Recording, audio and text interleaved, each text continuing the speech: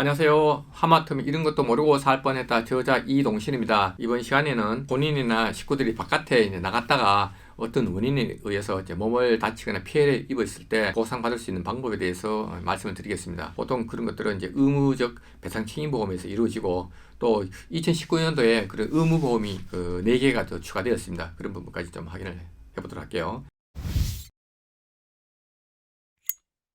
일상생활 중에 본인이나 가족 부위적으로 남을 다치게 했을 때는 지난번에 말씀을 드린 일상생활 배상 책임보험으로 이렇게 처리가 되고요. 이거는 본인 잘못이 아니고 다른 사람 어떤 원인에 의해서 다쳤기 때문에 그 업체에서 가입하고 있는 의무적 배상 책임보험에서 이렇게 보상을 받을 수 있습니다. 얘기를 하기 전에 제 사례를 좀 말씀드리고 싶은데, 저도 애가 어렸을 때 애가 크게 2번 다친 적이 있습니다. 한 번은 우리 아파트에서 이렇게 놀았는데, 놀이터에 보면 이렇게 모형 배가 있습니다. 근데 그 애들끼리 놀다가 모형 배 모서리에 코 짠등을 부딪혀가지고 피가 많이 나고 깜짝 놀란 적이 있거든요. 그때 제가 자비로 대학병원 가가지고 수술하고 그랬는데 보험 청구하는 거 몰랐습니다. 그래가지고 청구를 못했지만은, 또 한 번 어떤 경우가 있었냐면은, 우리 애가 엘리베이터를 탔는데 키가 작으니까 거기 어린이용 발판이 있습니다. 어린이용 발판이 이렇게 넘어지면서 발목을 또 심하게 또 다친 적이 있거든요. 애가 크면서 2번 다친 적이 있는데, 사실은 2가지 사고 모두 시설 소유 관리자 보험으로 청구가 가능하거든요. 저는 그때 몰라가지고 청구를 못했습니다. 네, 여러분 아파트 하면 관리비 내시잖아요. 관리비 중에 일부 보험료로 들어간다고 보시면 될 것 같습니다. 혹시 그런 일 생기면은 꼭 아파트 관리실에 가지고 보험 처리 여부를 확인해 주시기 바랍니다. 도로든 아파트든 항상 위험이 잠재되어 있는 곳이 있습니다. 근데 그런 곳에서 사람이 다치는데, 보통 어쩔 수가 없어서 다쳤다, 본인 잘못으로 이렇게 돌리는 경우가 많은데, 곰곰이 생각해 보면은 도로나 아파트 관리하는 주체에서 뭔가 위험을 방치했다라든가 그런 문제가 꼭 있는 거거든요. 그래서 그런 부분이 있으면 한번 찾아서 이렇게 보시기 바랍니다. 오늘 할 얘기가 그런 얘기거든요. 위험이 있기 때문에 대부분의 시설 관련 업체에서는 배상 책임보험을 가입하고 있습니다. 그리고 그것도 본인이 원해서 그런 게 아니고 국가에서 의무적으로 이렇게 가입하도록 이렇게 해놨거든요. 의무적 배상 책임보험을 한번 보도록 할게요. 대표적인 의무보험이 뭐냐면은 자동차 손해배상 책임보험이죠. 그 다음에 산업재해 보상 책임보험, 그 다음에 재난배상 책임보험, 원자력 배상 책임보험도 있고요. 우리 생활하고 밀접된 거는 아까 말씀드린 어린이 놀이시설 배상 책임보험, 그 다음에 학교 공제보험, 그 다음에 학원 배상 책임보험, 수련시설 배상 책임보험, 가스사고 배상 책임보험, 적재물 배상 책임보험, 체육시설업자 배상 책임보험. 이 모든 게 의무보험입니다. 이렇게 관련된 거 있으면은 권리를 좀 주장하셔야죠. 이런 의무보험 외에 2019년도에는 4개 의무보험을 추가로 했습니다. 뭐냐면은, 첫째가 승강기보험. 높은 건물을 가지고 계신 분은 그 안에 엘리베이터가 있을 거 아니에요, 그죠? 엘리베이터는 무조건 보험에 의무적으로 가입이 해야 됩니다. 안 하면은 벌금이 1차에 100만 원, 2차에 200만 원, 3차에 400만 원인가 이렇게 계속 부과되더라고요. 과태료가. 두 번째는 중고차 성능 상태 점검 보험이 있습니다. 중고차 매매상이 다시 소비자한테 팔았는데 또 한 달 내에 이렇게 잘못된 경우가 상당히 많은가 봐요. 한 달 안에 고장 나는 거에 대해서는 이 매매업자가 자기가 보험을 들어가지고 보험회사에서 커버할 수 있도록 이렇게 만들어 놓은 보험입니다. 제가 봤을 때 상당히 좋은 보험인데, 또 국회에서 이거 만든 지 1년도 안 돼가지고 없애자는 안건이 올라왔다고 하는데, 왜 없애라고 하는지 모르겠는데 지금은 의무보험으로 이렇게 되어 있습니다. 그 다음에 사이버 보험. 요즘은 회사에서 고객 정보를 해킹당하거나 이렇게 누출되는 위험이 있거든요. 그래서 혹시 개인정보 누출됐을 때 보상해주는 보험이 사이버 보험이에요. 그래서 이 4가지 보험이 2019년도에 추가됐습니다. 그다음에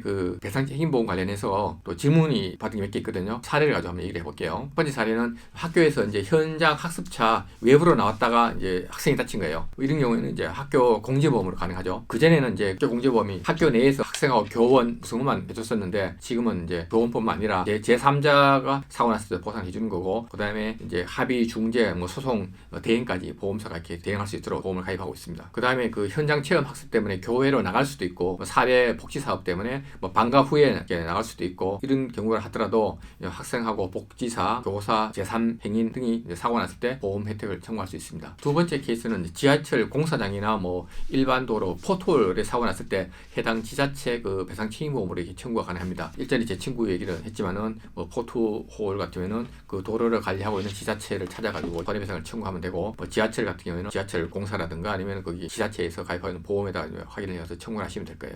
도로 하자에 대한 구상 청구는 당사자간 해결이 잘 안 되면은 검찰청에 국배심을 청구할 수도 있고, 마지막에는 대한민국을 피고로 해서 소송을 할 수도 있고 그렇습니다. 그다음에 셋째, 아파트 단지 내 시설물이나 놀이터에서 난 사고, 딸 얘기를 했었는데 놀이터에 사고 나면은 뭐 시설 소유 관리자 책임을 물어가지고 아파트 관리소 통해서 보험 접수를 시키시면 될 것 같고요. 제가 또 어떤 일이 있었냐면은 제 지인인데 아파트에 보면 이제 조경수가 있고 조경수 밑에 보면은 흙이 노출되어 있잖아요, 그죠? 그 여름철 같은 경우는 흙이 마르면서 막 이렇게 날아가니까 못 날아가게 이렇게 그 보통 덮개를 씌워 놓습니다. 그런데 제 지인 같은 경우에는 그 덮개가 철판이었는가 봐요. 철판인데 비가 오니까 되게 미끄러운 거예요. 급하게 이동하다가 뛰어가다가 발목을 좀 심하게 다쳤어요. 그래서 오랫동안 치료도 받고 했는데 아파트 보험을 해서 잘 보상을 받았다고 하더라고요. 혹시 뭐 당하시면 청구를 하시면 될 것 같습니다. 다음에 골프장 내 안전사고도 이렇게 날 수가 있는데 골프장은 뭐 골프장이니까 아마 그 배상책임보험을 가입하고 있을 거예요. 골프장 보험은 뭐 특별히 제가 말씀 안 드려도 될 것 같고, 그 다음에 다섯 번째는 통행료를 징수하는 유료도로 있죠. 유료도로에서 뭐 눈길 사고가 그려진다라든가 뭐 어떤 구조물이 낙하물에 의해 가지고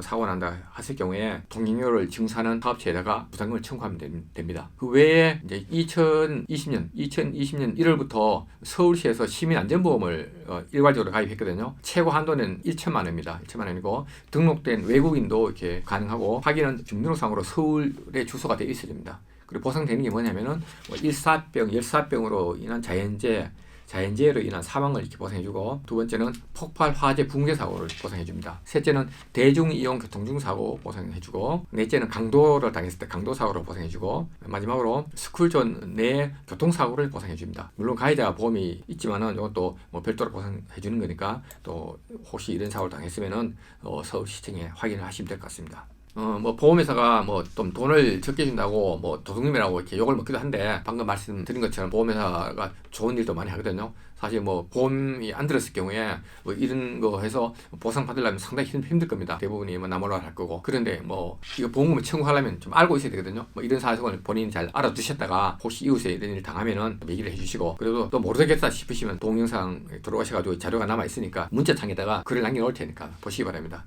제 생각에는 은행하고 보험회사는 좋은 일도 하지만 절대 망하지 않는다라는 생각이 들고, 여담이지만은 유럽에서는 보험사를 3대 천직에 포함시킵니다. 사고가 나고 어려울 때 제대로 도와주는 사람은 보험회사밖에 없거든요. 그래서 유럽에서는 목사하고 의사하고 보험사 직원을 이렇게 3대 천직이라고 한다고 합니다. 오늘 주제는 이걸로 하고, 또 지난주 했는 걸 좀 복습을 하면은, 지난주에 제가 말씀드린 게 일상생활 배상 책임보험이거든요. 보상되는 게 7가지가 있었죠. 다시 한번 확인하고 이렇게 마치도록 할게요. 학교 내에서 아이가 친구들과 장난을 치다가 남의 아이를 다치게 했을 경우, 그 다음에 우리 아이가 자전거를 타고 가다가 할머니를 충격한다라든가 다른 차를 이렇게 망가뜨렸을 때, 그 다음에 반려견을 데리고 산책을 나갔는데 반려견이 사람을 물거나 다른 애견을 물었을 때, 그 다음에 아파트 그 화장실에 물이 새가지고 아랫집 천장 도배가 이렇게 망가졌을 때, 그 다음에 아파트의 이제 주차장에서 앞차를 밀다가 다시 그 다음에 앞차를 받아가지고 파손이 됐을 때, 그 다음에 길이나 전철에서 팔을 쳐가지고 상대방이 핸드폰을 떨어지고 망가뜨렸을 때 해주는 게 있고요. 마지막으로 애를 데리고 친척 집이나 뭐 외할머니 집에 놀러 갔을 때 우리 애가 뭐 골동품을 망가뜨리든가 소파를 찢어가지고 그 손해가 났을 때 이렇게 배상해 줄 수가 있습니다. 7가지 꼭 기억해 놓으셨다가 뭐 본인은 물론이고